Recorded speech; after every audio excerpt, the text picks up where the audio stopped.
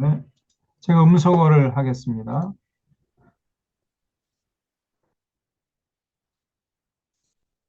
자, 오늘은요,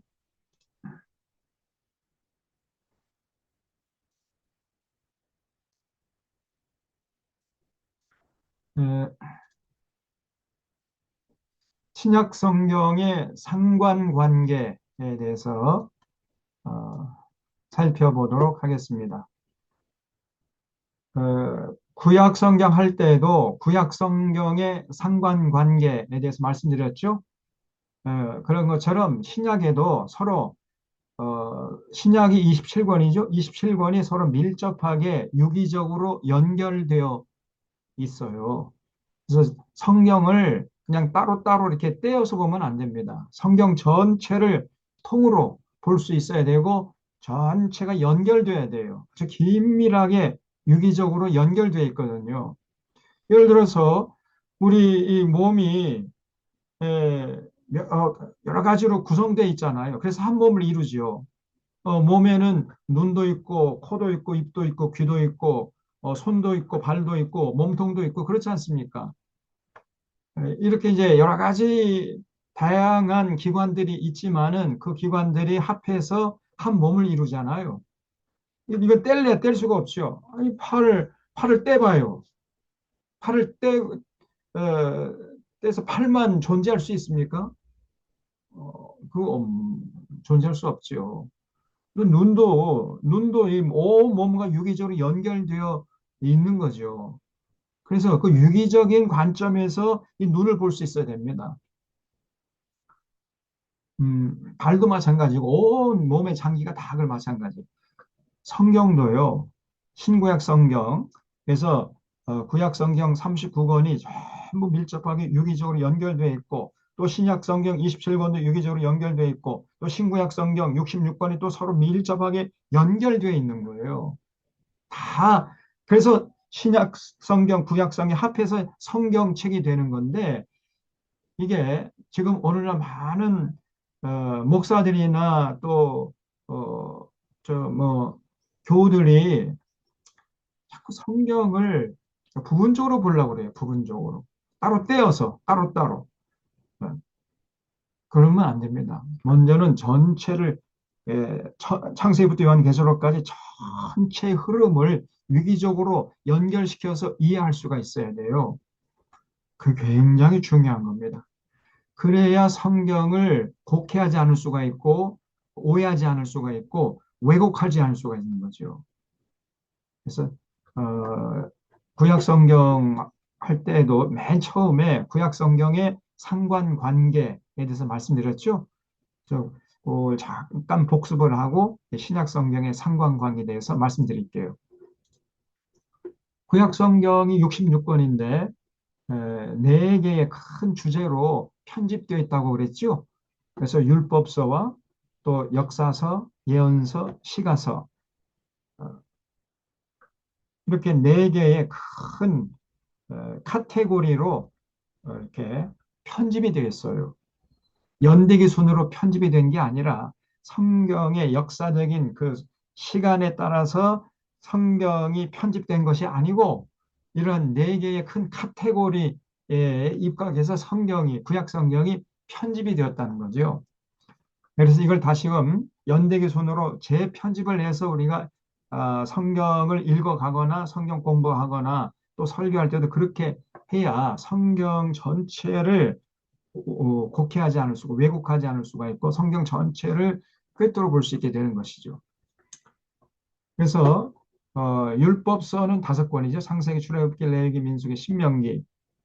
그 중에서 가장 먼저 기록된 책이 레위기서라 그랬어요. 레위. 그래서 레위기서가 중요합니다. 레위기서는 샅샅이 알아야 돼요. 레위기서는 뭐냐? 하나님과 이 우주 만물을 창조하신 하나님과 이스라엘 백성들 사이에 맺은 언약이에요. 언약. 언약이라는 게 말로 한 약속이죠. 문서를 쓴 게 아니라 말로 너 이렇게 살아라. 예, 그렇게 살겠습니다. 서로 말로 약속을 하는 거예요. 그걸 기록한 책이 레위기서입니다. 레위기. 하나님께서 이스라엘 백성들을 자기 백성으로 선택하신 다음에 너희들은 내 백성이 되었으므로 이렇게 이렇게 살아야 된다. 이렇게 해서 너희 그렇게 살 거야? 안 살 거야? 예, 그렇게 살겠습니다. 이렇게 해서 약속을 한 거예요. 그래서 이 레위기가 신앙의 기준이 되는 거예요. 신앙의 기준. 이스라엘 백성들의 신앙의 기준 레위기예요. 자, 그리고 출애굽기는 이런 레위기라는 언약을 맺기까지 이스라엘 백성들이 출애굽해서 시내산에까지 와가지고 이제 하나님과 레위기라는 언약을 체결했다 하는 이런 역사적인 출애굽 역사를 기록한 책입니다. 출애굽기. 그다음에 창세기는 이런 레위기라는 언약을 이스라엘 백성들과 체결한 그 하나님, 그 신이 어떤 분이냐? 그 신이 성함이 여호와인데 그 여호와 하나님이 어떤 분인가를 소개해 주는 책이 창세기예요. 그래서 그 근원까지 거슬러 올라보니까 놀랍게도 그 여호와 하나님이란 분이 시시한 잡신이 아니고 우주 만물을 창조하신 위대하신 하나님이시라는 거예요. 그 말씀으로 이 우주 만물을 창조하시고 이 인간을 창조하시고 인간에게 하나님의 피조 모든 세계를 다스리도록 청지기 사명을 주셨단 말이죠. 근데 인간이 타락해가지고 하나님이 물로 쓸어버리고 다시 이제 노아의 후손을 통해서 이제 인간을 번성케 해가지고 하나님 그 청지기 사명을 맡기려고 했는데 또 타락을 했어요.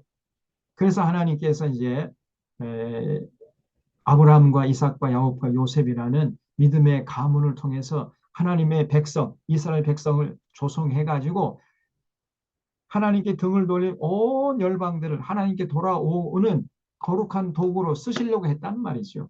그래서 이스라엘 백성들이 그 하나님의 그 뜻을 잘 받들어서 하나님과 맺은 언약을 잘 지켰으면은 모든 열방들보다 참 아름답게 향기롭게 정말 거룩하게 귀티나게 이렇게 살아가지고 모든 열방들의 본이 되고 부러움이 대상이 되고 그러면 그 열방들이 야 너희들이 섬기는 하나님 우리도 섬겨서 너희들이 받는 복을 우리도 한번 받아보자 이렇게 해서 하나님께 돌아오게 하려는 도구로 쓰시려고 했는데 그래서 출애굽을 시켰는데 이스라엘 백성들이 결국은 그 하나님의 뜻을 받들지 못한 거죠.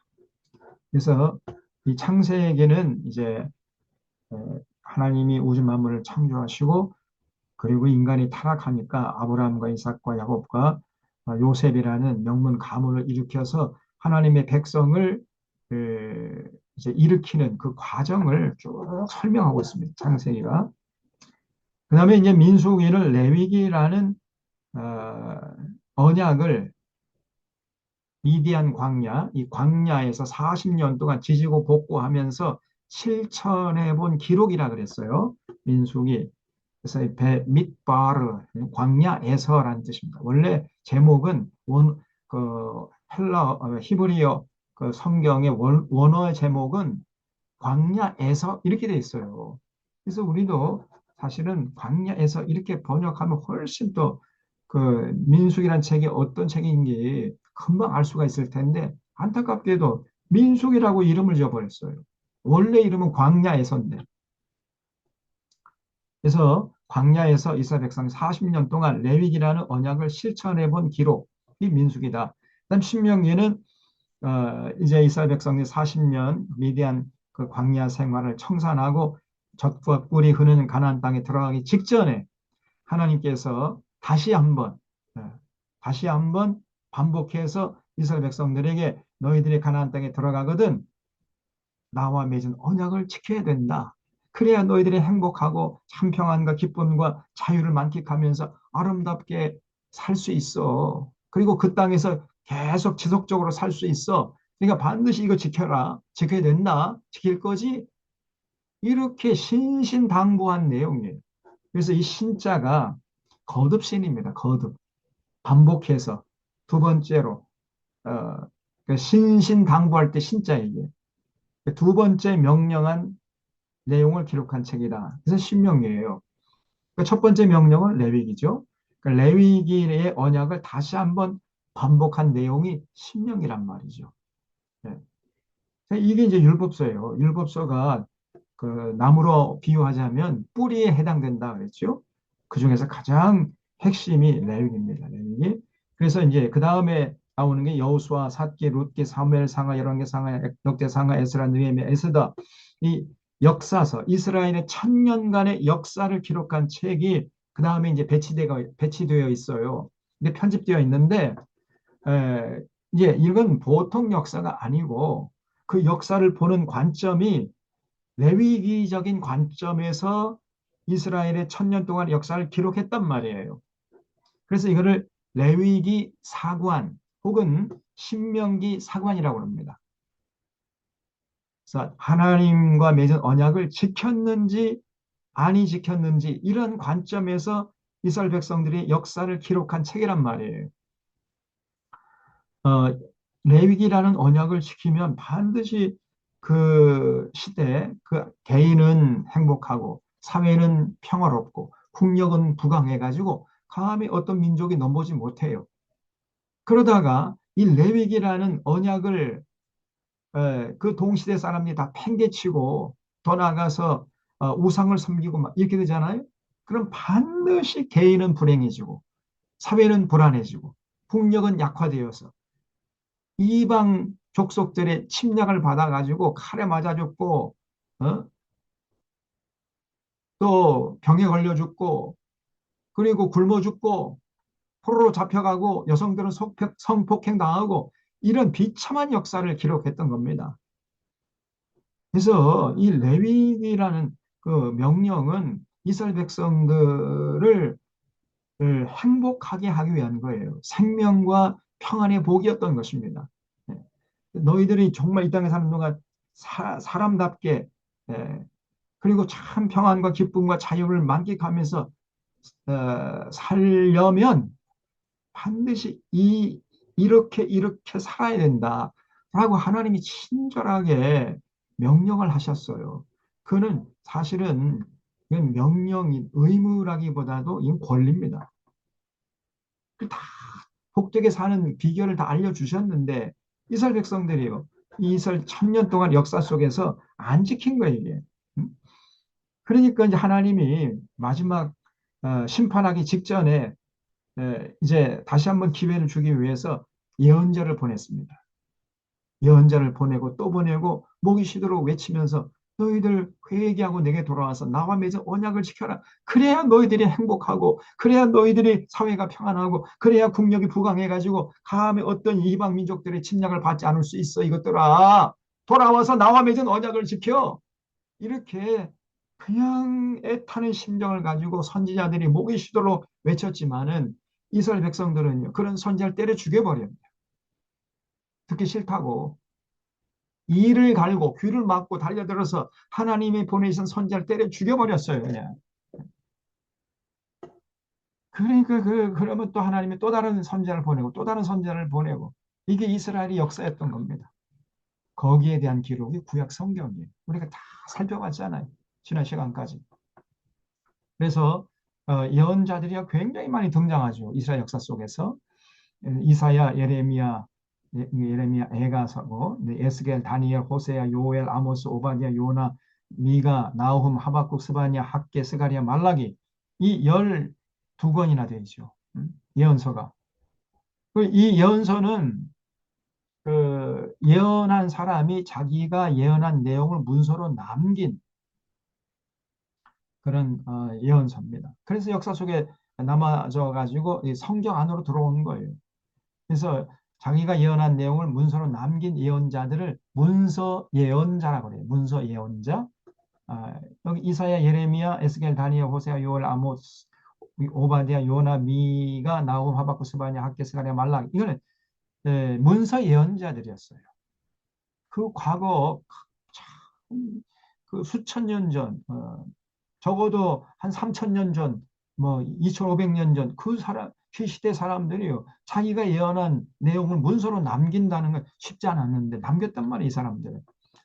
그러니까 사실은 자기가 예언한 내용 문서로 남기지 않은 예언자들이 더 많았어요. 그럴 거 아니겠습니까? 그 시대가 뭐 무슨 에, 그 술도 인쇄술도 발달되지 않고 뭐 종이도 없었을 것이고 펜도 없었을 것인데 어떻게 문서를 써놨겠어요? 그래서 비문서 예언자라고 하는데 자기가 예언한 내용 문서로 남겨놓지 않은 예언자를 비문서 예언자라고 하는데 엘리야, 엘리사, 아히야, 오뎃, 아사랴, 스마야, 미가야, 예수, 나단, 갓, 이또, 하나니, 야하시엘, 엘리에서 훌다. 이렇게 많은 예언자들이 등장하고 또 등장했던 겁니다. 근데 그럴 때마다 이런 참 예언자들은 그냥 막 이를 갈고 달려들어서 때려 죽여버리고 거짓 선자들이 또 많았어요. 거짓 선자들. 이런 참 선지자들과 정반대되는 여러분 그냥 헌금만 많이 하면 하나님이 여러분 복 주십니다. 아멘 할렐루야. 네? 그래서 기복 신앙을 부추기고 바알 신앙을 부추기고 신비주의 신앙을 부추기는 이런 거짓 것들 그런 거짓 것들은 아멘 할렐루야 저 사람이야말로 진짜 하나님 보낸 선지자다 그러면서 따라가 버린 거예요. 그러니 뭐 이스라엘 백성들이 어떻게 하나님 주신 복을 받을 수 있었겠냔 말이에요. 참 선지자는 배척하고 거짓 선지자들은 환영하고 이게 이스라엘의 역사였어요. 근데 놀랍게도 오늘날 똑같아. 오늘날 한국 교회도 똑같다니까요. 정말 기가 막혀요. 제 눈에는 다 훤히 보이는데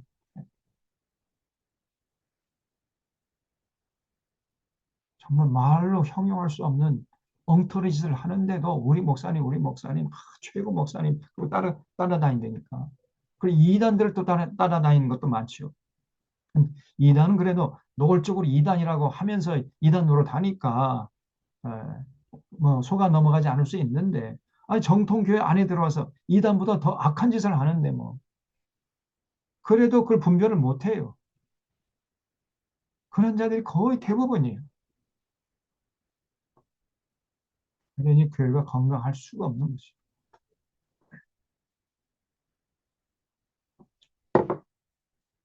자, 그래서 이제 이스라엘 역사 속에서 이 천년간의 역사 속에서 하나님께서 이제 이 화살표라는 거는 마지막으로 은혜를 베풀기 위해서 선지자를 보냈는데 그 선지자들을 거부했어요. 이스라엘 백성들. 그게 그 구약 성경에 쭉 기록되어 있습니다. 그래서 어떤 선지자들이 등장해도 그 예언의 내용은 거의 비슷합니다. 빨리 회개하고 하나님께 돌아가서 하나님과 맺은 언약을 지켜라. 그 언약이 하나님 사람과 이웃 사람이죠. 하나님을 사랑하는 사람 반드시 세상에 나가서 더불어 사는 세상을 만드는데 일조해야 된다. 거기에 관심 갖고 헌신해야 된다. 그게 하나님과 맺은 언약의 핵심이었어요. 근데 이스라엘 백성이 그렇게 안 살아. 삶의 현장에 나가서는 그냥 저 혼자 잘 먹고 잘 살려고 그러고, 조금 자기보다 조금 잘난 사람이 있으면 그냥 험담하고 뒤에서 막 이렇게 그냥 찍어 누르려고 하고, 그래야 자기가 또 이제 1등 되니까 시기하고 질투하고 싸우고 다투고 이렇게 살았던 거예요, 이 사람들. 권력이 있으면 권력을 가지고 남용하고, 제사장들은 전부 다 하나님 말씀을 왜곡해가지고 권력자들의 죽은 노릇에 앉아 있고 재판장들은 전부 뇌물 받아먹고 재판을 굽게 하고 그래서 상인들은 거짓 절과 거짓 수를 써가지고 부당이득 취득하고 제 뱃속 배부리는데 혈안돼 있고 이렇게 살았던 거예요. 거기에 대한 역사가 구약 성경입니다. 그리고 그때마다 예언자들이 등장해가지고 너희들 그렇게 살면 넌 죽음이야 너희들. 하나님 분노하셔. 이렇게 외쳤는데 안 들어요. 귀를 막아버립니다. 듣기 싫다. 오늘 한국교회가 이런 얘기는 전혀 안 합니다. 그냥 신앙생활 열심히 하고 교회생활 열심히 하고 예배 열심히 드리고 헌금 많이 바쳐라. 그럼 하나님이 복 주신다. 이런 수준이라니까요. 성경이 가르치는 진료 너무 지금 한국교회 멀리 떨어져 있는 거예요. 이런 설교를 들을 수가 없잖아요. 어디 가서.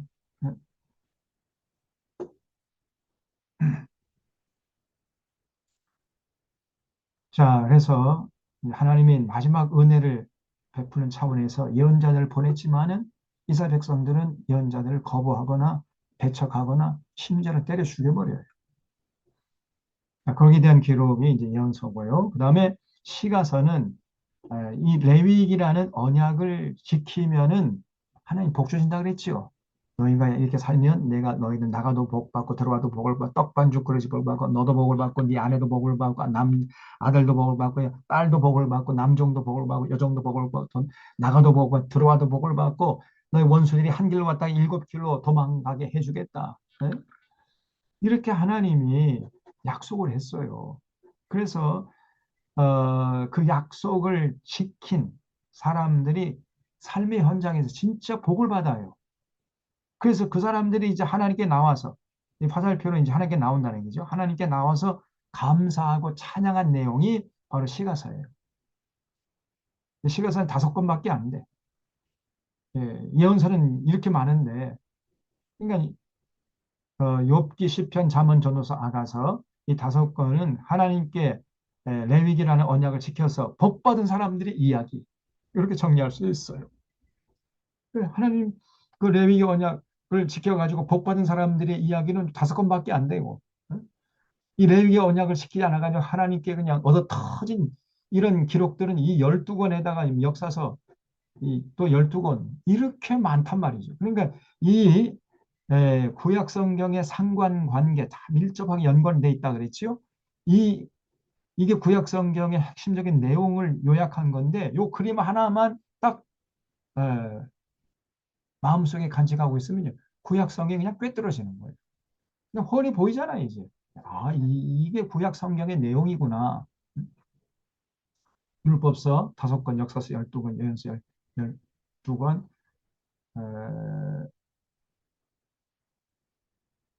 그다음에 시가서 5권. 그러면은 아니다. 이사야 아래 둘, 넷, 여섯, 여덟, 열, 열둘, 열네, 열일곱 권이지, 17권. 17권에다가 여기 12권이면 29권, 5권에다가 34권에다가 5권이니까 39권 맞죠? 그래서 구약 성경은 요 그림 하나만 보면요. 그냥 훤히 꿰뚫어질 수 있어요. 그래서 이 구약 성경 내용을 간단하게 스토리텔링 식으로 이웃집 아저씨가 그 동네 아이들 모아놓고 구수하게 옛날 이야기 풀어내는 그런 식으로 이 스토리텔링 식으로 이 전체 내용을 풀어낼 수 있어야 돼요. 할 수 있습니다. 그런 사람은 성경이 이제 다 꿰뚫어지고 그 사람은 절대로 그 신앙이 흔들리지 않습니다. 이 거짓 선자들의 말에 유혹에 넘어가지도 않고 위협에 굴복하지도 않고 어지러운 세상 한복판에 나아가서 정말 빛과 소금 역할을 감당하면서 아주 가치 있게 살아가는 거예요. 그래서 여러분 이 성경이 중요하다 그랬잖아요. 이제 구약 성경 상관관계 요거 반드시 마음속에 새겨 넣어야 된다 그랬죠. 자, 이렇게 구약 성경이 서로 39권이 밀접하게 연결되어 있는 것처럼 신약 성경도 마찬가지예요. 그래서 성경을 제대로 이해하기 위해서는 반드시 기억해야 할 것이 있는데 그것은 신구약 성경과 서로 밀접하게 연결되어 있다는 것입니다. 절대로 한 권씩 한 권씩 따로 떼어서 성경을 이해하려고 하면 안 돼요. 근데 오늘날 이렇게 성경을 전체적으로 이어서 이해하려고 하는 또 그렇게 가르치는 이런 교회나 목사가 거의 없어요. 부분적으로 파편적으로 심지어는 왜곡되게 이렇게 가르치거나 설교하거나 그러니까 성경 전체를 아무리 신앙생 오래 해도 꿰뚫어 볼 수는 안목이 없는 겁니다. 그러면 하나님이 어떤 분인지 전체적인 모자이크가 그려지지가 않아요. 창세기부터 요한계시록까지 성경 66권 전체를 꿰뚫어 볼 수 있어야 아하 성경 전체를 통해서 계시하시는 하나님이 이런 분이시구나 하고 전체적인 이 그림이 그려질 텐데 전부 다 뭐 파편적으로 알고 있고 부분적으로 알고 있고 심지어는 잘못 알고 있고 그러니 하나님에 대한 어, 그 신앙이 올 곧을 수가 없는 것입니다. 반드시 신구약 성경은 서로 밀접하게 연결되어 있다는 것을 인식하고 전체를 꿰뚫어 볼 수 있어야 돼요. 구약은 39권으로 되어 있고 신약은 27권으로 되어 있죠. 이 책들의 모든 내용들은 서로 밀접하게 연결되어 있습니다. 우리는 성경을 전체적으로 통전적으로 보려는 노력을 아끼지 말아야 됩니다. 이것을 신구약의 상관관계라고 합니다. 구약 성경의 상관관계처럼 신약 성경에도 상관관계가 있어요. 자, 신약 성경은 27권이죠. 27권도 마찬가지로 4개의 주제로, 4개의 카테고리로 나눠집니다. 첫 번째는 복음서죠. 사복음서가 있어요. 4권의 복음서가 있다. 마태복음, 마가복음, 누가복음, 요한복음. 그래서 이 마태가 기록한 복음서, 마가가 기록한 복음서, 누가가 기록한 복음서, 요한이 기록한 복음서. 이렇게 4권의 복음서가 있어요. 이 복음이라는 게 뭐죠? 복음은 예수 그리스도에 대한 기쁜 소식이죠. 다시 말하면 더 줄이면 예수 그리스도가 복음이에요. 2000년 전에 저 팔레스타인 땅에 살다 30세 일기로 십자가에서 비참하게 죽어간 그 예수라는 청년이 알고 보니까 하나님 보내신 메시아 그리스도라는 거예요. 그것이 복음이야. 그래서 이 마태복음은 예수님의 공생의 사건과 십자가 사건과 부활 사건을 기록한 책입니다. 마태가 어, 마태가 본 예수님의 공생의 사건과 십자가 부활 사건을 기록한 책이 마태복음이고요. 마가복음은 마가가 본 예수님의 공생의 사건을 기록한 책이 마가복음이고, 누가복음은 누가가 본 예수님의 공생의 사건을 기록한 책이고, 요한복음은 사도 요한이 본 예수님의 공생의 사건을 기록한 책이에요. 이렇게 복음서가 4권이 있습니다. 그래서 어떤 분들은 또 너무 그냥 오버하는 사람이 있어요. 여러분, 친절을 베풀어도요, 너무 과잉 친절을 베푸는 것도 그게 문제예요. 부족한 친절도 문제지만 너무 과잉되게 친절을 베푸는 것도 그것도 문제입니다. 그냥 과잉 친절을 베푸는 사람을 여러분 조심해야 돼요, 오히려. 그 어떤 사람이 많은 교인들 좀 성경책을 좀 통해서 하나님을 만나게 해주고 싶다. 이렇게 해가지고 그 생각은 참 좋지만은 이 사람이요 과잉 친절을 베풀었어요. 그래서 이 복음서 4권이니까 이게 복잡하다. 그러지 말고 이 4권의 내용을 다 이렇게 종합해가지고 한 권의 복음서로 만들어 버리면 좋지 않냐. 이렇게 생각해가지고 어떤 사람이 네 복음서를요 다 하나의 복음서로 그냥 만들어 버렸어요. 그는 과잉 신자입니다. 절대 그렇게 해서는 안 돼요. 왜냐면 각 복음서마다 특징이 있거든요. 마태의 시각으로 본 예수 그리스도의 공생의 사건, 그 아주 독특한 그 분위기가 있는데 그게 다 사라져 버렸단 말이죠. 또 마가는 마가대로, 누가는 누가대로, 요한은 요한대로 그 각 복음서마다 좀 뚜렷한 색채가 있고 특징이 있는데 그 색채와 특징들을 다 그냥 제거해 버렸어요. 그는 큰 실수입니다. 절대 그런 시도를 하면 안 돼. 그래가지고 저 무슨 저 도란노 서원이라는 곳에서 그 복음서를 4권 복음서를 한 권으로 딱 이렇게 축소 요약해가지고 여러분 요거만 보면 사복음서를 다 알 수 얼마나 쉽고 좋습니까? 그런 마귀 짓이에요, 마귀 짓. 절대 그런 데 놀아나면 안 됩니다. 각 복음서마다 어, 그 아주 그 독특한 관점이 있으니까요. 여러분 봐, 백운산도 옥룡에서 올라가다가 본 백운산 다르고 또 저쪽에 본강에서 올라가다가 본 백운산 모습이 다르잖아요. 다 다르잖아요. 백두산, 설악산도 그렇죠. 설악산도 대청봉 올라가는 그 길이 여러 가지 있잖아요. 그 꼭대기 올라가는 길이 여러 가지 있지 않습니까? 예? 그래서 어느 길로 올라가느냐에 따라서 그 설악산이 보이는 풍경이 다 달라지는 거예요. 예수 그리스도라는 이 거대한 산이 있는데 마태의 길이 있는가 하면 마가의 길이 있고 누가의 길이 있고 요한의 길이 있는 겁니다. 그래서 그 복음서마다 예수 그리스도를 부각하고 강조한 내용들이 조금씩 달라요.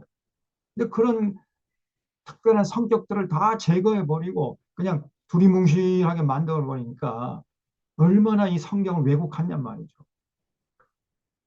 그런 쓸데없는 짓을 한 이런 자들이 있어요. 과잉 친절을 베푼 겁니다. 그래서 반드시 복음서 네 권을 가지고 예수 그리스도를 종합적으로 각 특징을 살펴가면서 파악하려고 해야 됩니다. 그다음에 이 복음서가 이제 복음이 예수님께서 말씀했죠. 성령이 너에게 임하며 너희가 권능을 받고 예루살렘과 온 유대와 사마리아와 땅 끝까지 이르러 내 증인이 되리라 그랬죠. 그래서 이 복음이 예루살렘과 온 유대와 사마리아와 땅 끝까지 전파되어 가는 과정을 기록한 책이 사도행전이에요. 이 복음이란 예수 그리스도의 공생의 사건, 십자가 사건, 부활 사건이 이 화살표를 따라서 예루살렘과 온 유대와 사마리아와 땅 끝까지 이르러 퍼져나간 과정을 기록한 책, 이게 사도행전입니다. 그리고 이렇게 이제 복음이 퍼져나가잖아요. 그러면 그 복음을 듣는 사람들 중에 그 영접하는 사람이 있고 겁은 사람이 있겠죠. 그 영접한 사람들끼리 따로 모아가지고 공동체를 이뤘어요. 그 공동체를 우리가 에크레시아라고 해서 교회라고 그래요. 교회. 그래서 교회는요, 장소가 아닙니다. 공동체예요, 공동체. 예수 그리스도를 믿는 무리들, 예, 하나님께 택함을 받아서 선택된 공동체, 그거를 에클레시아, 교회라고 하는 거예요, 교회. 근데 교회는 교회당하고 달라요. 교회당은 그냥 장소고, 사람이 손으로 지은 건물이고, 교회는 그 건물 속에 들어있는 공동체, 음? 하나님께 택함 받은 무리들, 그 공동체를 교회라고 그러는 거예요. 그래서 여러분, 교회가 중요합니까? 교회당이 중요합니까? 물론 뭐, 알맹이도 중요하고 껍데기도 중요하죠. 둘 다 중요하긴 합니다만은 그래도 하나만 선택하라고 한다면은 교회가 중요한 거죠. 교회. 교회당은 외관이고 껍데기고, 예? 그리고 그 교회는 그 껍데기가 싸고 있는 그 알맹이가 썩어버리면은 껍데기가 아무리 근사해도 아무짝에도 쓸데없는 거 아닙니까? 그래서 이 교회가 중요한 거예요, 교회. 이 공동체. 그래서 이 복음이 전파되는 곳마다 예수 그리스도를 영접하는 사람들, 그 하나님께 택함 받은 무리들이 생기기 시작했고 그 사람들을 건강하게, 예? 그 사람들이 변질되면 안 되잖아요. 교회가 병들면 안 되고 변질되면 안 되고 퇴색되면 안 되고 타락하면 안 되니까 사도들이 그 교회의 건강성을 유지하기 위해서 편지를 써요. 그래서 사도행전 다음에 서신서가 나옵니다. 서신서. 서신서는 두 종류가 있어요. 바울이라는 사람이 쓴 서신이 있는가 하면 그걸 바울서신이라고 합니다. 바울서신. 이 바울서신. 바울이 쓰지 않은 서신이 또 있어요. 그걸 일반 서신이라고 그래요. 일반 서신. 그래서 바울이라는 한 사람이 쓴 서신이요. 13권이나 됩니다. 로마서, 고린도 전서, 고린도 후서, 갈라디아서, 에베소서, 빌립보서, 골로새서, 빌레몬서, 데살로니가 전서, 데살로니가 후서, 디모데 전서, 디모데 후서, 디도서, 이 13권이라는 성경책을 바울이라는 한 사람이 썼어요. 그러니까 바울이 얼마나 위대한 사람이냔 말이에요. 자, 그런데 여기서 우리가 간과해서는 안 되는데 뭐냐면 바울이 이제 그 공동체, 교회를 생각하면서 교회의 건강성을 유지하기 위해서 편지를 쓸 때 내가 지금부터 이제 하나님의 말씀을 써야 되겠다. 성경책을 지금 내가 써야 되겠다. 이렇게 생각하고 편지 쓴 거 아니고 바울이 편지 쓸 때는 아주 소박했어요. 자기가 복음을 전해가지고 예수 믿은 사람들의 무리들, 그 공동체를 건강하게 유지하기 위한 일념으로 예수 믿는 사람들은 이제 이렇게 이렇게 살아야 되고 교회는 이렇게 이렇게 이끌어 가야 되고 어, 이런 내용의 편지를 쓴 거예요. 내가 하나님의 말씀을 써야 되겠다 이런 생각을 가지고 쓴 게 아니고 오직 바울은 어, 자기가 개척해서 세운 교회를 건강히 유지하기 위한 일념으로 편지를 썼을 뿐이에요. 근데 나중에 후대 사람들이 이 바울의 서신을 읽으면서 야, 이거는 그냥 보통 사람이 쓴 편지가 아니라 성령의 감동을 받아 쓴 하나님의 말씀이다, 이거. 그래가지고 후대 사람들이 그 바울이 쓴 편지들, 그 서신서들 쭉 읽어가면서 거기서 하나님을 만나고 깨어지고 거듭나고 변화받고 예수 그리스도 영접하고 이런 거룩한 역사가 막 일어나니까 후대 사람들이 그런 체험적인 경험을 통해서 이 바울의 편지는 그냥 보통 편지가 아니라 하나님의 말씀이다. 이렇게 인정해가지고 나중에 바울의 편지가 성경책이 돼버린 거예요. 무슨 얘기가 되죠? 이해가 되도록 설명이 됐습니까? 네. 바울이 처음에 쓸 때는 내가 성경책을 써야 되겠다 생각하고 쓴 게 아니라 오직 자기가 개척한 교회를 건강하게 세우기 위한 일념으로 썼는데 나중에 후대 사람들이 그 바울의 편지를 읽으면서 이거는 성령의 감동을 받았을 하나님의 말씀이므로 성경책으로 인정하자 이렇게 되어가지고 성경이 되었단 말이에요. 그래서 다른 이런 일반 책과는 다릅니다. 성령의 감동을 받아서 쓴 편지예요. 음, 그래서 13권이 있습니다. 13권. 바울이 1차, 2차, 3차, 4차 전도 여행을 떠났는데 1차 전도 여행할 때는 교회를 세우느라고 정신없어가지고 편지를 쓰지 못했어요. 근데 이제 2차 전도 여행 때부터 이제 편지를 쓰기 시작합니다. 제일 처음에 썼던 편지가 데살로니가 전서, 데살로니가 후서예요. 그다음에 갈라디아서. 그리고 이제 3차 전도여행 때 쓴 편지가 고린도 전후서, 로마서. 아, 그리고 3차 전도 여행 마치고 바울이 로마 감옥에 갇히죠. 로마 감옥에 쓴 편지가 이제 그 목회 서신이라고 해가지고 어, 앳빌 골몰, 에베소서, 빌립보서, 골로새서, 빌레몬서 이렇게 이제 네 권의 그 편지를 써요. 그 다음에 감옥에서 풀려나가지고 4차 전도 여행을 떠나는데 그때 쓴 편지가 디모데전서, 디모데후서, 디도서 이렇게 세 권의 편지를 씁니다. 이렇게 해가지고 도합 13권이라는 편지를 바울 한 사람이 썼어요. 그리고 그 뒤에 나오는 편지들은 일반 서신이라고 합니다. 바울이 쓰지 않은 나머지 서신을 일반 서신이라고 해요. 8권이 있습니다. 히브리서는 누가 썼는지 작자 미상이에요. 알 수가 없습니다. 지금은 히브리서가 있고요. 그다음에 야고보서. 야고보서는 어, 사도 야고보가 아니라 예수님의 동생 야고보가 쓴 거예요. 야고보서. 그다음에 베드로 전후서, 베드로 사도가 썼죠. 베드로 전서, 베드로 후서. 그다음에 요한 1서, 요한 2서, 요한 3서는 바로 사도 요한이. 그래서 요한 복음을 쓴 요한이 요한 1서, 요한 2서, 요한 3서도 썼어요. 그다음에 유다선 마지막 8번째 편지가 유다서입니다. 이게 전부 다 교회를 건강하게 세우기 위한 일념으로 쓴 편지예요. 편지. 그러니까 여러분 편지를 누가 보내가지고 읽을 때 어떻게 읽습니까? 야, 이 편지는 귀한 분에게 온 편지이기 때문에 아껴 읽어야 된다. 그래서 오늘 1장 읽고 내일 2장 읽고 그 다음날 3장 읽고 이렇게 읽습니까? 아니죠. 앉은 자리에서 단숨에 읽어버리잖아요. 여러분, 이 신약 성경의 서신서는 편지예요, 편지.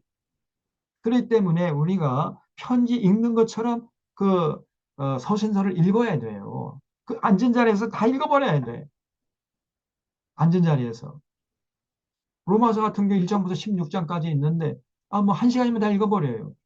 1시간도 안 걸립니다. 근데 그걸 가지고 어떤 목사님들은 막 1년 동안 설교를 합니다. 아주 그냥 막 엿가락 늘리듯이 쭉 늘려요. 네. 그러면은 로마서를 통해서 전하고자 메시지를 전혀 알 수가 없습니다. 전혀 알 수가 없는 거예요. 그러니까 이 교인들은요, 우리 목사님 참, 뭐, 로마서, 어떤 목사는요, 로마서 1장 1절 가지고, 한 달을 설교합니다. 말씀을, 그냥 쭉쭉 길게 느려가지고, 깊이 들어간다고 해가지고, 그 성도들은요, 아무것도 모르고, 야, 우리 목사님, 말씀을 잘 쪼갠다. 아주 뭐, 은혜롭다. 우리 목사님은 말씀을 잘 쪼개. 아니, 성경책이 무슨 장작개입니까? 왜 쪼개요, 쪼개기는? 그런 식으로 설교하니까 전혀 로마서가 전하고자 하는 메시지를 알 수가 없게 되는 거예요. 로마서는 2번이나 한 3번 정도 가지고 설교를 해야 돼요. 그래야 로마서가 전하고자 하는 메시지를 알 수 있는 겁니다. 여러분, 어, 우리가 이제 스마트폰 가지고 어, 사진을 찍잖아요. 찍은 다음에 이제 그걸 이제 찍은 사진을 이렇게 보면은 그 조금 멀리서 피사체가 찍힌 거는 불분명하니까 좀 자세하게 이렇게 당겨가지고 보려고 요렇게 이제 늘리죠. 늘리면은 이제 피사체가 커져가지고 이 사람이 어떤 사람인가 알 수는 있지만은 늘리면 늘릴수록 어떻게 되죠? 그 피사체가 희미해지죠. 명료하지가 않잖아요. 희미해지잖아요. 물론 좋은 그 카메라는 이렇게 당겨도 확대를 해도 흐려지지는 않는 그런 좋은 카메라가 있긴 합니다만 보통 우리 스마트폰에 그 내장되어 있는 이 카메라는요 그렇게 고급이 아니에요. 그래서 이렇게 사진을 확대를 하면은 그 피사체가 흐릿하게 되잖아요. 그러다가도 다시 이렇게 해가지고 다시 축소시키면 이제 피사체가 명료해지지 않아요. 마찬가지입니다. 로마서를 자꾸 쭉쭉쭉쭉 늘려봐. 로마서 한거 가지고 막 1년, 2년, 3년을 설교를 해야 돼요. 이렇게 하면은 전혀 로마서가 전하고자 하는 메시지를 알 수가 없게 되는 거예요. 그러니까 뭐 교인들이 그 설교를 듣다 지쳐가지고 도대체 이 로마서가 어떤 책인지 참 모른 채 그냥 막 방향 감각을 잃어버려가지고 엉뚱한 결론을 내버리고 그 신앙이 그러니까 왜곡되는 거죠. 저는 로마서 1장부터 16장까지 있는데 한 2번이나 3번에 걸쳐서 딱 이렇게 아주 축약해서 압축적으로 설교를 해야 로마서가 이런 책이고 이런 메시지를 전하려고 로마서를 썼구나. 그 알 수게 되는 거예요. 왜 자꾸 쪼갭니까? 쪼갤 말씀을. 에? 우리 목사님 막 말씀을 잘 쪼개. 이렇게 얘기하는 그 교인들은요. 성경 전혀 모르는 신앙이 얼마나 잘못된지조차 모르는 사람들이에요. 근데 그런 자들이 너무나 많아요. 정말 그런 자들의 얘기 들으면 하품만 나옵니다.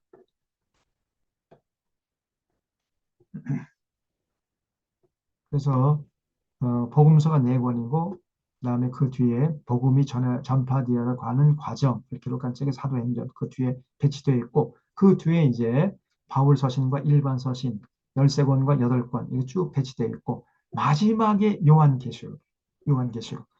이 요한계시록도 요한이 썼어요. 사도 요한. 그러니까 사도 요한이 요한복음, 요한일서, 요한이서, 요한삼서, 요한계시록 5권이나 썼습니다. 성경책을. 그러니까 사도 요한도 대단한 분이었죠. 정말 성령 충만하신 분이었을 알 수 있습니다.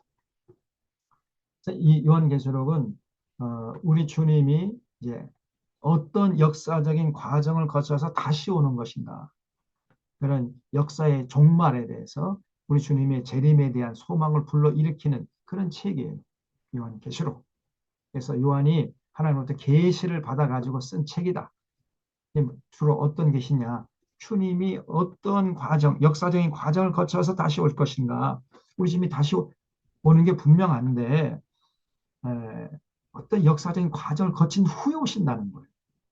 그래서 요한계시록을 잘 알게 되면 아하, 우리 주님이 이제 오실 때가 거의 됐구나. 아직 조금 오실 때는 좀 멀었구나. 이런 것이 이제 어렴풋하게 알 수 있게 되는 거죠. 음, 자, 그래서 좀 더 자세히 말씀드릴게요. 어, 신약 성경은 구약 성경처럼 네 개의 큰 주제로 구성되어 있습니다. 예수 그리스도의 공생애와 가르침을 기록한 복음서가 네 권이고 그 복음이 예루살렘과 온 유대와 사마리아와 땅 끝까지 퍼져나간 과정을 기록한 사도행전이 한 권이 있습니다. 그다음에 복음을 받아들인 공동체, 이 교회라고 그러죠. 이 교회를 건강하게 세우기 위해서 사도들이 편지를 쓰는데 그걸 서신서라고 그러죠. 그 21권이 그 뒤에 또 배치되어 있어요. 그리고 서신서는 두 가지 종류가 있다니 바울이 쓴 서신, 그 다음에 바울이 쓰지 않은 일반 서신 8권, 바울 서신 13권 이렇게 되어 있습니다.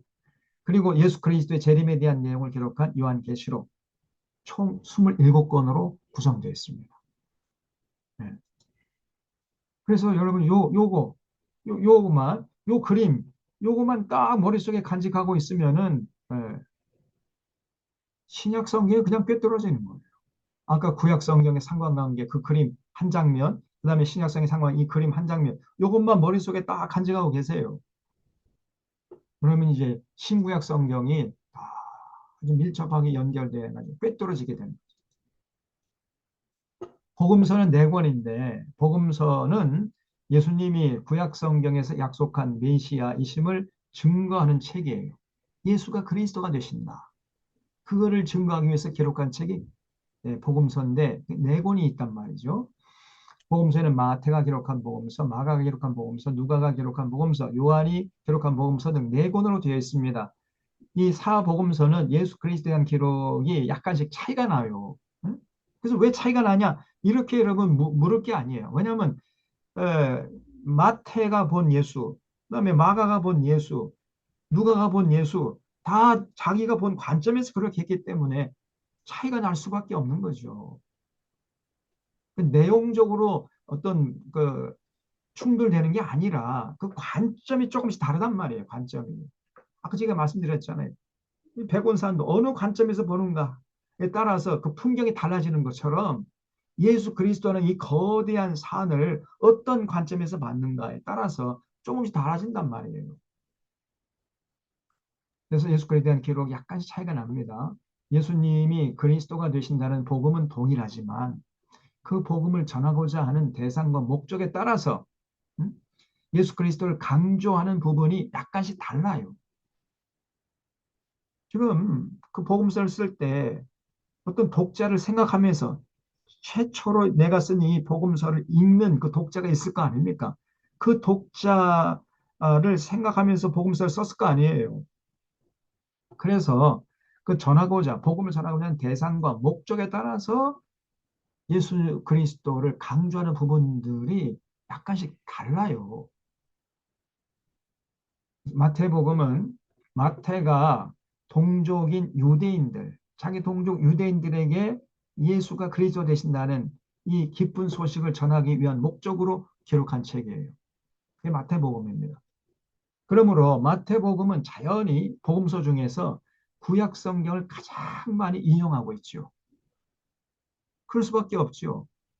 유대인들에게 예수가 그리스도가 되신다는 것을 증거하기 위해서 썼기 때문에 유대인들이 신봉하는 게 구약성경 아닙니까? 그 구약성에서 이렇게 말씀하셨는데 이 말씀이 바로 예수 그리스도에 대한 것이다. 이렇게 증거하기 위해서 구약성경을 많이 인용하고 있는 거예요. 그래서 마태복음의 저자인 마태는 구약성경에서 여호와 하나님이 약속하신 메시아가 예수님이시라는 메시지를 전하고 싶었던 겁니다. 여기에 비해서 마가복음은 만민을 구원하시기 위해서 오신 예수 그리스도를 강조해요. 그래서 마가복음의 독자는 유대인뿐 아니라 온 이방, 그러니까 전 세계 만민, 그래서 만민을 구원하시기 위한 예수 그리스도를 강조합니다. 또한 누가복음은 예수 그리스도의 인성, 즉 죄에 물들지 않은 참 인간의 모델로서 예수님을 부각시켜요. 그래서 예수님의 인성을 강조한단 말이죠. 그러면 자연히 가난한 자, 소외된 자, 억눌린 자들의 친구로 살아가신 예수님을 강조합니다. 정말 인격적인, 예, 너무나 인격적으로 다정다감하고 어, 참 사람, 죄에 물들지 않은 참 사람의 모델로서 예수님을 제시하는 책이 이 누가복음이에요. 그래서 오늘날 이렇게 인성이 무너지고 세상이 각박한 이런 오늘 이 시대에 이 누가복음을 많이 읽으셔야 해요. 누가복음. 누가복음에서 제시하는 정말 죄에 물들지 않은 참 인간인 예수님을 만나보게 되면요. 그런 사람은 그 인격이 고상해져요. 인격이 아주 높아지고 바라보는 시야가 넓어지고 깊어지고 그 인생이 참 아름답게 변해가는 겁니다. 그래서 이 누가복음을 많이 읽어야 돼. 제가 늘 얘기하지만은 어, 교회 갔다 와가지고 이제 윗옷을 벗어가지고 탈탈 털잖아요. 그때에 건강한 교회 가서 예배 드리고 오게 되면은 그 예수님의 인간적인 면모가 그 옷깃에서 막 풍겨 나와요. 근데 대부분의 교회 갔다 와가지고 옷을 벗어서 털면은 인격적인 예수님의 향기가 나는 게 아니라 돈 냄새가 나요, 돈 냄새. 짤랑짤랑 돈 냄새가 난다니까. 그러니까 더 세상적으로 욕심을 부리게 하고 더 덕지덕지 더 세속적으로 욕심을 부리면서 살아가도록 만 그런 식의 예배를 백날 첫날 지금 드리고 있는 게 오늘 한국교회예요.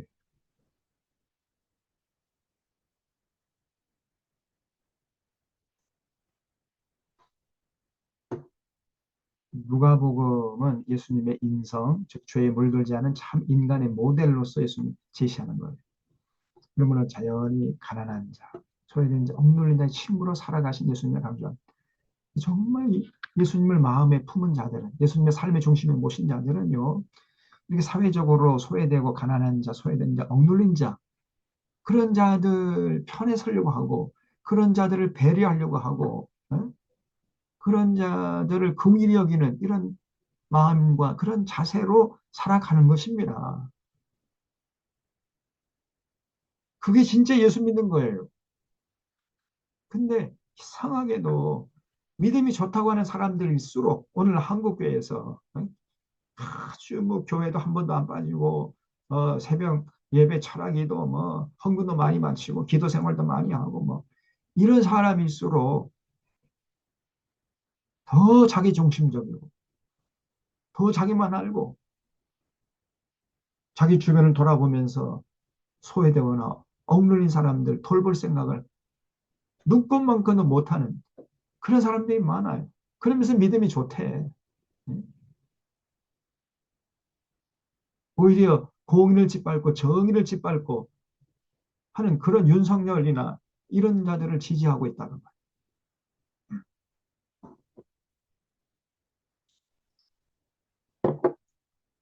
자기들 잘 먹고 잘 살면 뭐 세금 그 경감해주고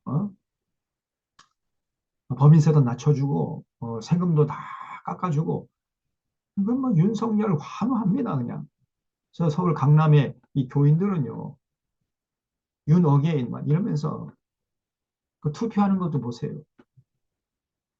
나중에 다 이 투표한 그 숫자를 계수해 보면은 어디 동네에서는 누구에게 투표했다는 게 다 나오지 않습니까? 이 강남, 서울의 강남, 강남 여러 몇 가지, 몇 개 구가 있잖아요. 거기 윤석열이 몰표가 나왔다니까. 그 뒤에도 선거할 때마다 극우 보수 후보들에게 투표를 합니다. 이것들이. 그냥 나라가 망하든지 말든지, 쿠데타를 일으키든지 말든지, 내란을 일으키든지 말든지, 나는 내 재산 세금 깎아주고 법인세 낮춰주고 그러니까 그 지지하겠다는 거예요. 그런 자들이 교회 나오 뭐 하나님을 찬양하고 뭐 예수님 사랑한다고 그러고 다니니까요. 이거는 바알을 섬기는 자들입니다. 예수님 섬기는 자들이 아니에요. 예수 믿는 자들이 아니라니까요. 그래서 제가 저 강남의 교회들, 대형 교회들 썩었다고 얘기하는 겁니다. 썩을 대로 썩은 거예요, 거기.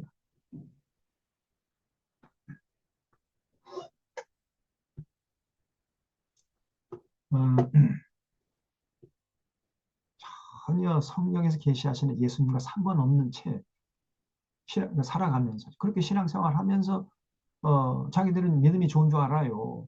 천만의 말씀 만만의 공동이죠. 그런 자들이 천국 가면 그건 천국이 아닙니다. 저는 그런 천국 안 가고 싶지 않아요. 절대 그런 사람은 천국 못 갑니다.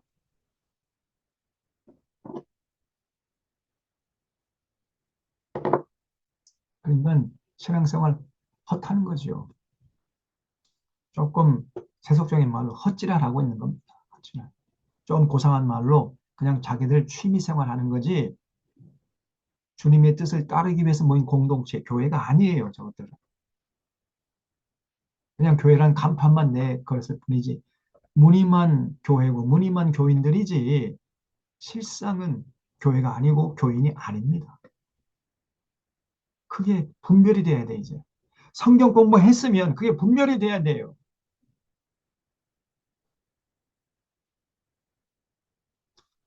음, 반면에 요한복음은 예수 그리스도의 신성, 즉 예수님의 하나님 되심을 부각시킵니다.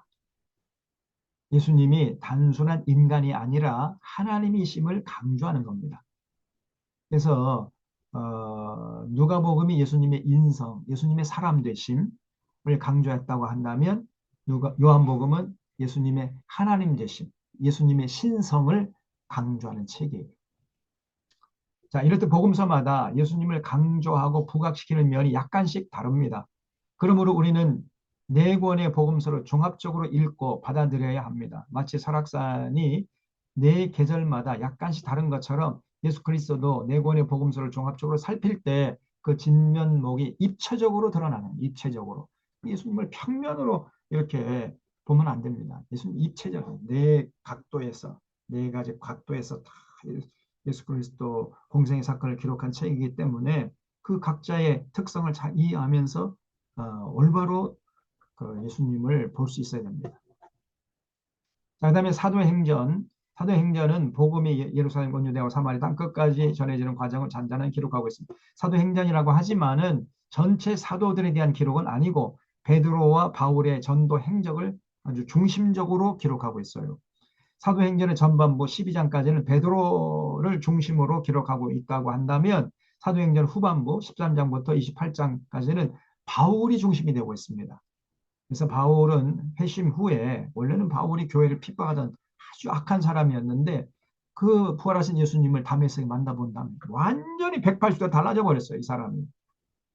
그래가지고 목숨 걸고 복음을 전하러 다니는 거예요. 어제까지만 해도 목숨 걸고 예수 믿는 사람을 잡아가지고 감옥에 쳐넣는 짓을 하던 악한 사람이었는데 갑자기 해가다 그냥 거듭나가지고 이제는 자기가 핍박하던 그 예수 그리스도를 믿으라고 전파하고 다녔단 말이에요. 평생.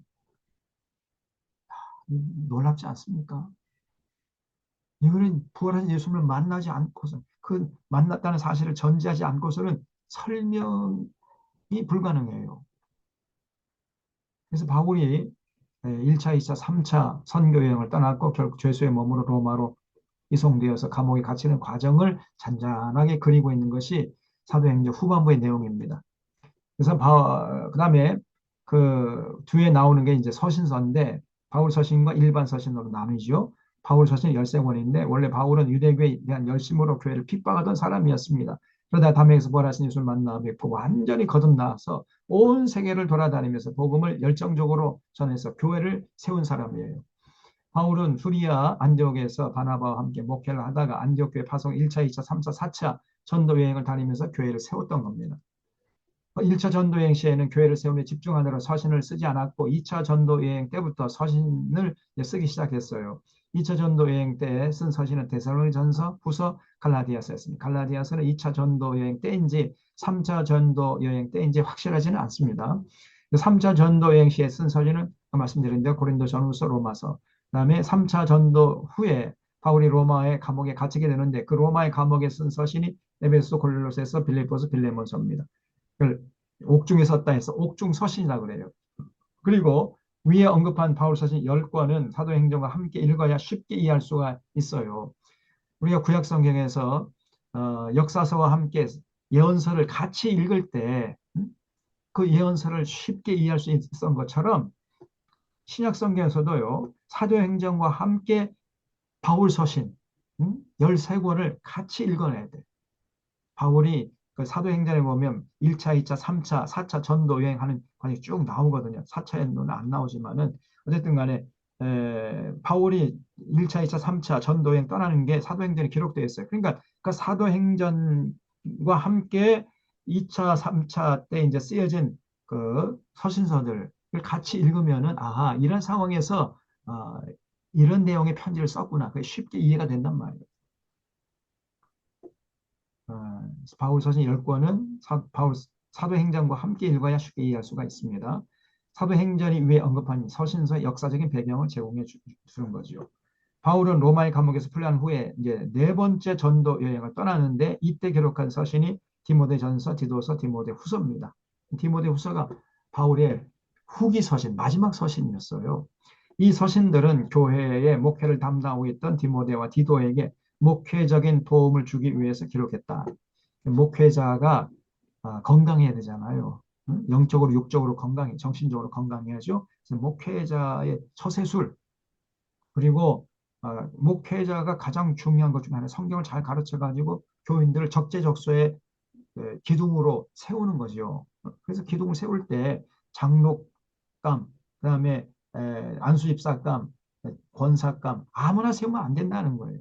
장로는 이러이러한 사람을 세워라. 권사는 이런 사람, 안수집사는 이런 사람을 세워라. 이런 내용의 편지를 쓴 것이 디모데 전서에 쭉 나옵니다. 이건 목회 서신이라고 그래요. 그 다음에 이제 일반 서신 8권인데 바울이 쓰지 않은 나머지 서신은 일반 서신이라고 합니다. 여기에는 히브리서, 야고보서, 베드로 전서, 후서, 요한 1서, 요한 2서, 요한 3서, 유다서 등이 있습니다. 야고보서는 예수님의 동생 야고보가 썼고 베드로 전서와 베드로 후서는 베드로가 썼고요. 요한 1서, 2서, 3서는 요한복음을 요한 계시록을 쓴 사도 요한이 썼어요. 사도 요한이 5권의 성경책을 썼단 말이죠. 대단하죠. 원래 이 요한이라는 뭐 갈릴리 어부로서 참 가방끈도 짧고 그리고 아주 성격도 굉장히 거칠고요. 아주 뭐 성격도 굉장히 급한 사람이었습니다. 그러다가 예수 믿고 완전히 거듭났어요. 그 어, 사마리아 성을 지나다가 사마리아 사람들이 예수님이 전하는 복음을 받아들이지 않으니까 요한이 곁에다 예수님, 저놈들 하늘에서 불을 내려가지고 다 태워 죽여버립시다. 이렇게 건의했던 사람이 요한이에요, 요한. 그런데 나중에는 형제들이요. 하나님이 우리를 사랑했으므로 우리도 서로 사랑하시 마땅합니다. 서로 사랑합시다.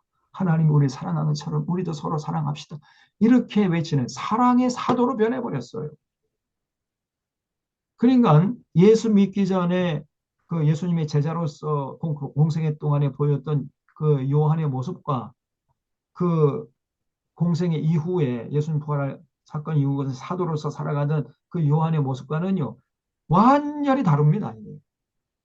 다시 말하면 요한이 완전히 거듭났어요. 그래서 요한 복음에서 3대 나뉘어 보겠습니다만 사람이 거듭나지 않으면 하나님 나라를 볼 수도 없고 들어갈 수가 없다. 이렇게 얘기합니다. 사도 요한이. 내가 예수 믿고 세례받는다는 것은 내가 거듭났다는 거거든요. 거듭나지 않은 사람이 세례받는 것은 이거는 잘못된 거예요. 내가 죽어야 돼. 내 과거에 예수 믿기 전에 내 생각, 내 욕심, 내 습관, 내 전통, 내 계획, 전부 다 내려놓고 내가 죽어야 돼요. 내 감정, 내 사상 다 죽어야 됩니다.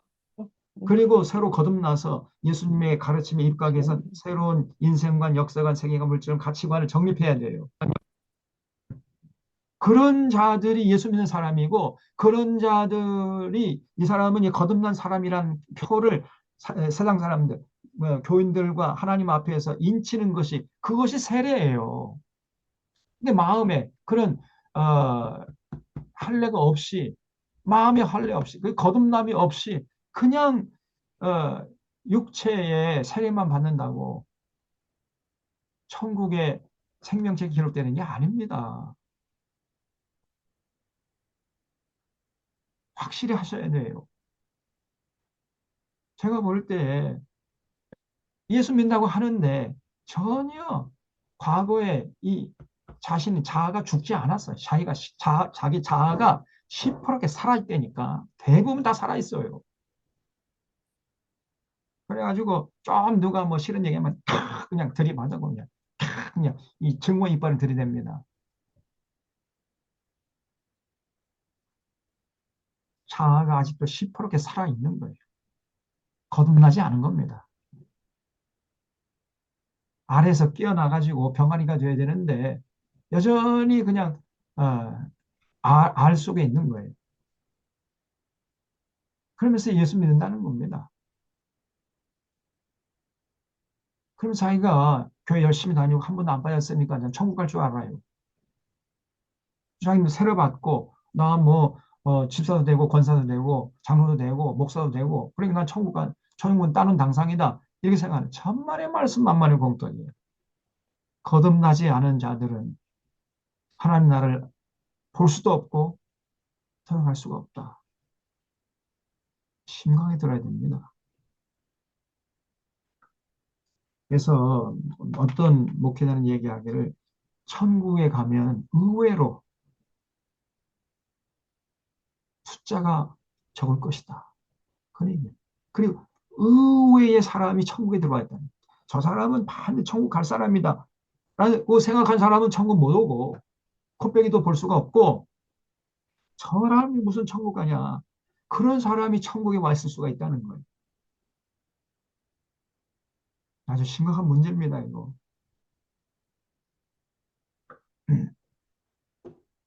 그래서 정말 예수 믿는다는 것 거듭나야 됩니다. 거듭나야 돼. 내가 그리스도와 함께 십자가에 죽어야 돼. 내가 그리스도와 함께 십자가에 못 박히고 이제 사는 것은 내가 사는 것이 아니라 내 안에 예수 그리스도의 사신 것이라 이 사도 바울의 고백이 우리 가운데에 우리 이 심령 깊은 곳에서 울려 퍼지고 있어야 돼. 맞아요. 여러분 그런 관점에서 자신을 살펴보시고 주의 내가 엄마의 과연 지금 모습으로 정말로 그 사시는 거듭난 자인가? 주님이시죠. 아직도 내 안에 이 자아가 시퍼렇게 살아있지 않는가? 사람이 보기에는 무지할 것 같지만 아버지 하나님, 아버지를 누가 지금 하나님 자꾸 인치시고 소리가 들립니다. 소리 음소거를 하시고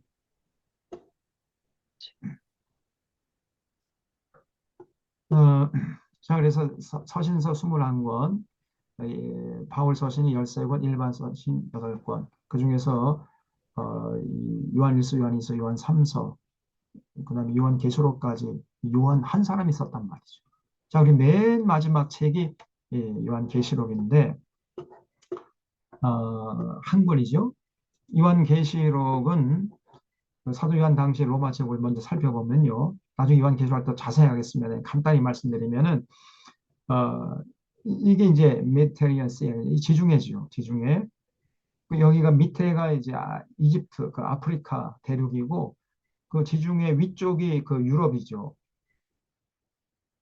그맨 동쪽에 여기가 예루살렘이 있고 남쪽으로 이제 이집트가 있고 여기가 바로 이제 미디안 광야예요. 여기서 40년 동안 지지고 목마했단 말이에요. 이스라엘 백성. 그 다음에 이제 가나안 땅으로 들어갔는데 여기 예루살렘이고 여기가 이제 수리아 안디옥이고 그다음에 여기가 이제 아시아. 아시아란 말이 아스이아의 준말이에요. 아스이아.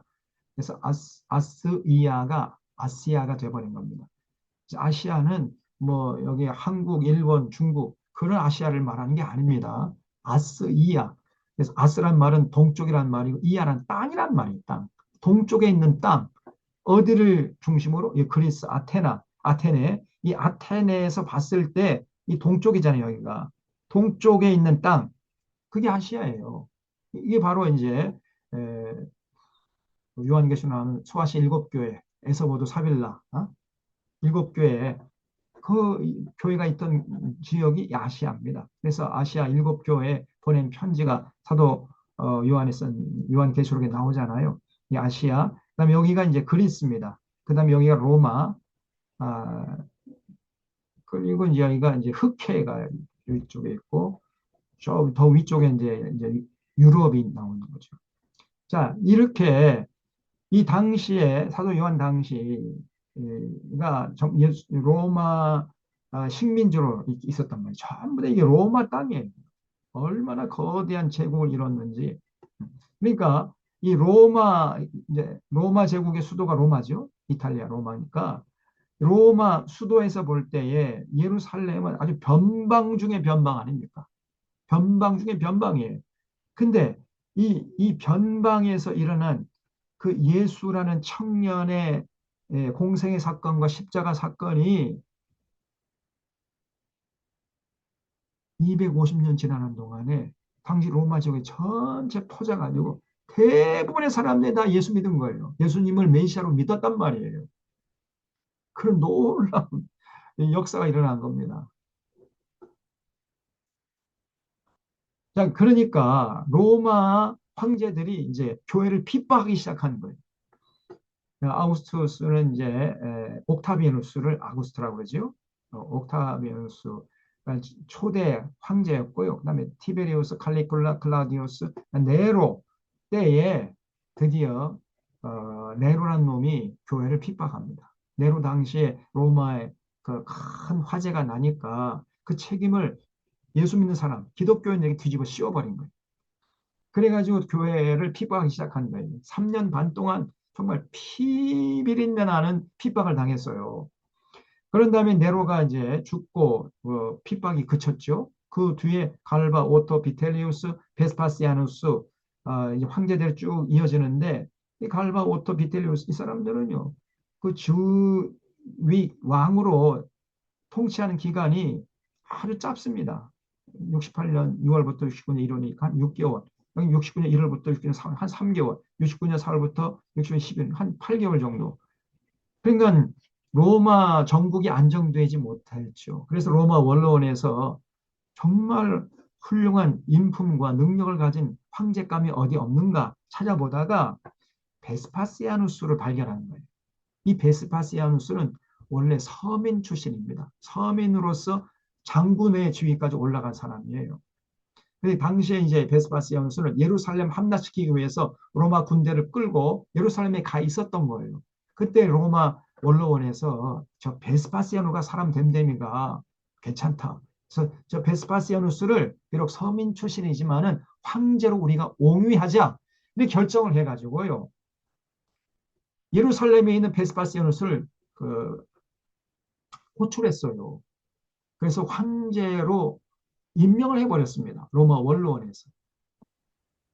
그래서 베스파시아누스가 황제가 돼가지고 한 10년 정도 69년 7월부터 79년 6월 한 10년 정도 통치를 하고 죽고 그 뒤를 이어서 베스판스의 아들이 티투스인데 티투가 또 황제가 된 다음에 79년 6월부터 81년까지 재위하고 죽고 그 뒤를 이어서 티토의 동생 베스파시아누스의 또 다른 아들인 도미티아누스가 황제가 되어가지고 82년부터 90년 무려 이 사람은 한 16년 정도 나라를 통치했어요. 황제로서.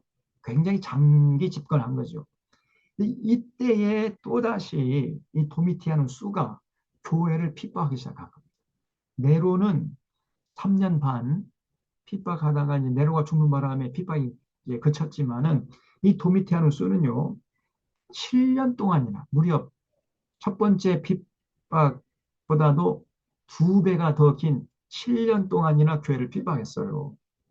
그러다가 도미티아누스가 이제 암살당하는 바람에 핍박이 그쳤는데 그러니까 교인들이요 얼마나 힘들었겠습니까? 예수 믿으면 다 잡혀가가지고 응?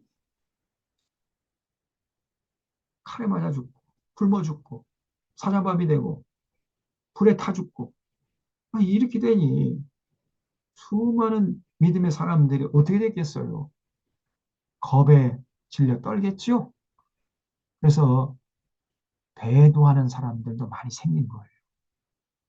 그런가 하면은 어떤 사람은 끝까지 믿음을 지키면서 우리 주님이 이렇게 핍박을 받으니까 우리 보고 이제 곧 오실 것이다. 그래서 임박한 재림, 주님이 곧 오실 것을 굳게 믿고 끝까지 순교의 길을 가는 이런 사람도 있었단 말이에요. 그래서 도미티아누스 황제가 이 사람이 이제 티토 형의 황제의 뒤를 이어서 11대 황제로 즉위했는데 처음부터 아주 독재 정치를 했어요, 이 사람이. 굉장히 능력은 있었는데 세상적인 능력은 있었어요. 그래서 뭐 굉장히 로마를 안정되게 하고 정치를 잘 했지만은 굉장히 독재를 했습니다. 전제적인 경향이 짙다가 86년부터 자신을 주님이자 하나님이라고 부르게 했어요. 다시 말하면 도미누스 et 데우스. 나는 내가 주인이고 그리고 내가 신이다. 그러므로 나를 경배하라. 이렇게 또 주장을 하고 그걸 요구를 했어요. 그러니까 예수 믿는 사람들이요. 아니 예수님이 주님이고 예수님이 하나님이시지 어떻게 사람이 돼가지고 말이야. 어? 황제가 어떻게 주님이냐?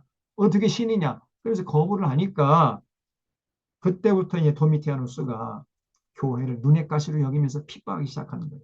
무려 7년 동안이나 핍박했습니다. 그래서 원로원을 제압하여 비판자를 탄압했으나 속주, 통치, 변방, 방위에서는 여러 곳에 치력을 올렸어요. 그러나 황비와 결탁한 근위장관 아그리콜라에게 암살되었어요. 다시 말하면 경호대장에게 암살된 겁니다. 그때 그 나이가 불과 45세였어요. 자기 목숨을 노리고 있는 사람은 기독교인이 아니고 자신의 아내였습니다. 이 아내가 아그리콜라하고 눈이 맞아가지고 자기 남편을 죽이라고 뒤에서 사주를 한 거죠. 그래서 이 도미티아누스가 이 아그리콜라에게 이제 칼에 맞아 죽었는데 그러면서 이제 교회 핍박이 또 끝쳤어요. 그러니까 7년 동안이나 말로 할 수 없는 그런 핍박을 당할 때 여보세요. 초대교회가 역사 이렇게 진행됐는데 BC 4년에 예수님이 탄생하셨죠. 그 다음에 BC 30년경에 예수 그리스도의 십자가 사건과 부활 사건, 승천 사건이 있었잖아요. 그런 다음에 AD 64년에 네로에 의해서 제1차 박해가 시작됩니다. 3년 반 동안. 그러니까 예수님의 십자가 사건이 있은 지 한 세대 정도, 한 30년 정도 지났을 때 교회에 피비린내 나는 핍박이 몰려오기 시작하는 거예요. 그리고 AD 70년에 아까 말씀드린 티토 장군에 의해서 예루살렘이 함락이 돼요. 근데 놀랍게도 이게 역설의 참 은혜인데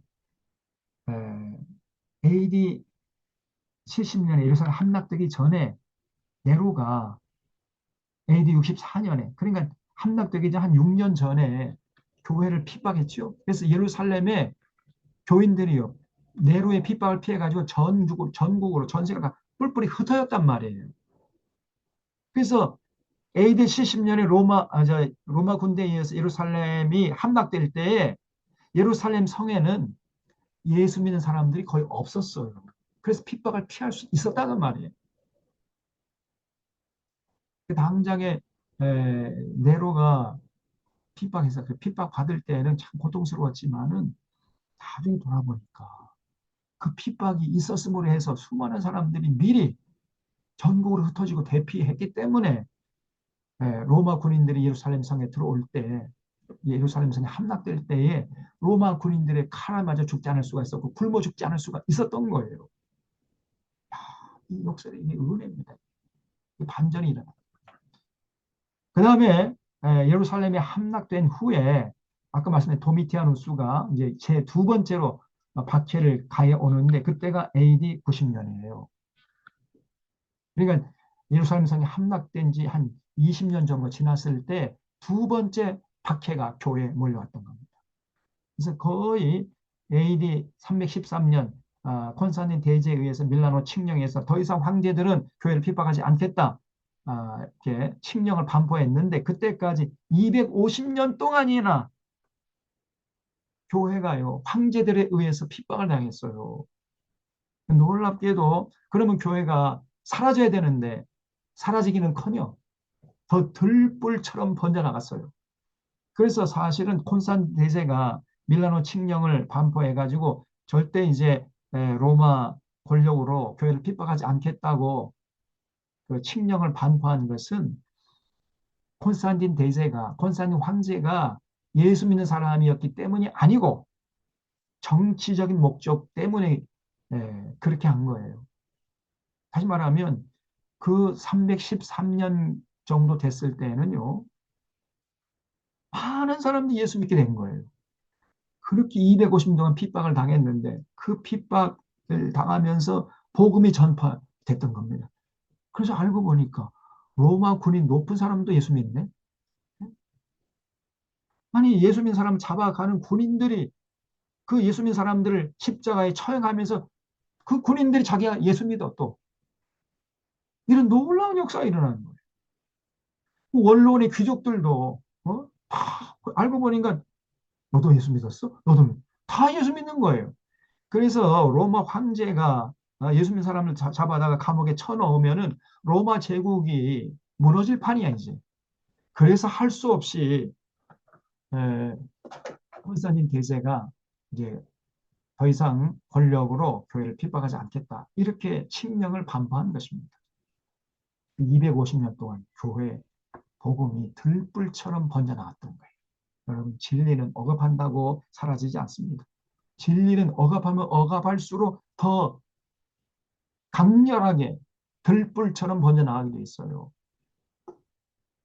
이렇게 이제 밀라노 칙령, 지난번에도 말씀드렸죠. 그다음에 니카의 회의에서 예수님이 누구신가? 예수님 하나님이면서 동시에 사람이시다. 그래서 칼타고에서는 이제 성경 27권 구약 신약 성경 결정이 됐고, 그다음에 에베소에서 그러면 예수님이 하나님이시라면은 그러면 예수님을 낳은 마리아는 누구냐? 과연 세오토코스냐, 프로토코스냐? 크로토코스냐 해가지고 하나님의 어머니냐 그냥 단순히 사람의 어머니냐 여기에 대한 논쟁을 가지고 예수님의 어머니 마리아는 사람의 어머니가 아니라 신의 어머니다. 성모 마리아라는 개념이 교회 안에 들어와요. 이런 결정을 했던 회의가 에베소 회의입니다. AD 431년에 에베소 교회에서 있었던 거예요. 자, 이렇게 해서 이제 로마 제국이 10번이나 황제들이 핍박을 합니다. 수많은 성도들이 이제 예수 믿는 이유로 잡혀가지고 죽어갔어요. 그래서 이제 이 요한계시록이 쓰여진 당시를 보면은 때는 주 81년부터 96년까지 제11대 황제 도미티아누스가 로마를 다스리던 시기였고요. 다른 사도들은 다 순교하고 사도들 중에서 요한만 남아서 교회를 지키고 있었습니다. 제1차 박해는 64년, 68년까지 3년 반 동안 이어졌고 2년 후, 즉 70년에 예루살렘이 함락됐어요. 예루살렘 성에는 예수 믿는 사람이 거의 없었단 말이죠. 로마의 핍박을 피해가지고 풋불이 흩어졌던 거예요. 그러면 제2차 박해는 이제 90년부터 시작돼가지고 도미티아누스가 살해되던 96년까지 7년 동안이나 지속됐던 겁니다. 그러니까 성도들 사이에서 어떤 반응이 보였냐면은 성도들과 교육자들이 극도의 근심과 불안에 떨었죠. 당연한 거 아니겠습니까? 특별히 이제 목회자들이, 왜냐하면 목회자들이 제일 먼저 잡혀갔으니까요.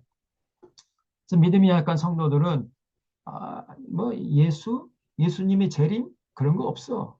진짜 재림이 있다면 벌써 왔어야지. 우리가 이렇게 고난 받는데도 예수님의 재림이 아직 이루어지지 않는 거 보니까 재림이라는 것 자체가 없어. 그 믿을 수가 없어. 그럼 배도한 사람이 많아졌어요.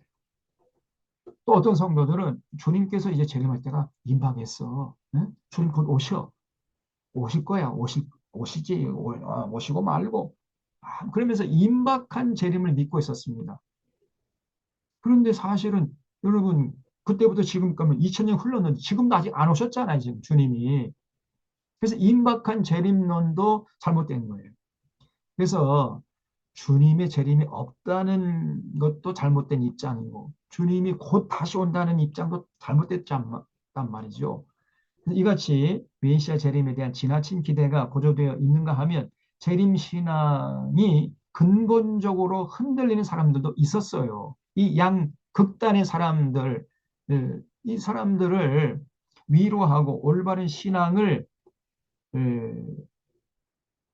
위해서 쓰여진 쓰여진 책이 바로 요한계시록이에요. 그래서 한쪽 사람들, 예수님의 재림이 없다는 사람, 재림이 왜 없어? 이거 재림이 반드시 있어. 주님 다시 오셔. 그러나 또 이제 곧 오신다고 생각하는 사람들에게 그러나 너희들 생각하는데 그렇게 곧 오시는 것이 아니라 이러한 역사적인 과정을 거쳐서 주님이 오실 거야. 이렇게 양극단에 있는 사람들을 위로하고 올바른 재림 신앙을 그들에게 심어주기 위해서 쓴 책이 바로 요한계시록이에요. 이해가 되셨죠? 그래서 요한은 세 가지 이렇게 말했어요. 내가 본 것과 1장, 이제 있는 2장, 3장, 장자를 6장부터 22장까지. 이렇게 해서 요한계시록이 내용, 그 자세한 거는 다음에 이제 요한계시록 할 때 하겠습니다. 자, 이게 이렇게 보면은 이제 결론적으로, 이 신약 성경에 한눈에 다 보이죠? 어, 네 권의 복음서는 예수님의 공생의 사건, 예수님이 공생의 동안에 하나님 나라를 선포하셨죠. 하나님 나라가 가까웠으니 회개하고 어, 하나님께 돌아와라. 하나님 나라를 선포했어요. 그리고 하늘의 진리를 가는 것마다 다 예, 가르쳐 주시고 그리고 찾아오는 많은 환자들 일일이 다 고쳐주시고 세 가지 프리칭, 티칭, 힐링 이 세 가지를 예수님이 공생애 동안에 하셨어요. 거기에 대한 기록이 그리고 이제 맨 마지막에 십자가에서 죽으시고 부활하시고 승천하시는 이런 내용이 여기 복음서에 나오죠. 그러니까 이 복음서의 주인공은 예수님이죠. 그리고 사도행전도 마찬가지예요. 예수님이 그리스도가 되신다는 이 기쁜 소식이 전해지는 과정을 기록했기 때문에 결국은 사도행전도 주인공이 예수님이에요. 그리고 바울 서신이나 일바 서신도 마찬가지로 예수님 잘 믿어라. 어? 예수 믿는 사람들은 이렇게 이렇게 살아야 된다. 또 교회는 이렇게 이렇게 이끌어 가야 된다. 교회는 이런 곳이다. 이런 편지를 쓴 것이기 때문에 교회 머리는 그리스도가 되시고 그리고 교인들은 그 그리스도의 몸이 된다. 결국은 이 바울 서신이나 일반 서신이나 그 내용의 핵심은 예수님이에요. 주인공이 예수님이란 말이죠. 그리고 요한계시록은 그 예수님이 다시 오신다. 그 내용이잖아요. 그러니까 이 신약 성경의 전체 27권은 전부 다 온통 예수님, 예수가 그리스도 되신다. 여기에 대한 내용이에요. 그 예수가 그리스도 되신다는 기쁜 소식을 전하고 그 예수 그리스도를 잘 믿어라. 그리고 그 주님이 곧 다시 오신다. 이런 내용을 27권에 나눠서 썼단 말이에요. 전부 다 유기적으로 연결돼 있어요. 그리고 그 전체 성경의 주인공은 예수님이죠. 예수님이 메시아가 되신다. 이 기쁜 소식을 전하기 위한 책이 신약 성경. 그리고 그 예수 믿는 사람들은 이제 이 땅에 사는 동안 이렇게 이렇게 살아가야 된다. 그 삶에 대해서 그리스도인의 윤리에 대해서 가르치는 책이 신약 성경이에요. 자, 그래서 이렇게 이 그림 한 것만 보면 신약 성경이 다 훤히 꿰뚫어지는 거죠. 바른 신앙의 자세는 그래서 우리가 어, 올바로 알아야 됩니다. 올바른 인지, 신약 성경, 구약 성경 잘 알아야 돼요.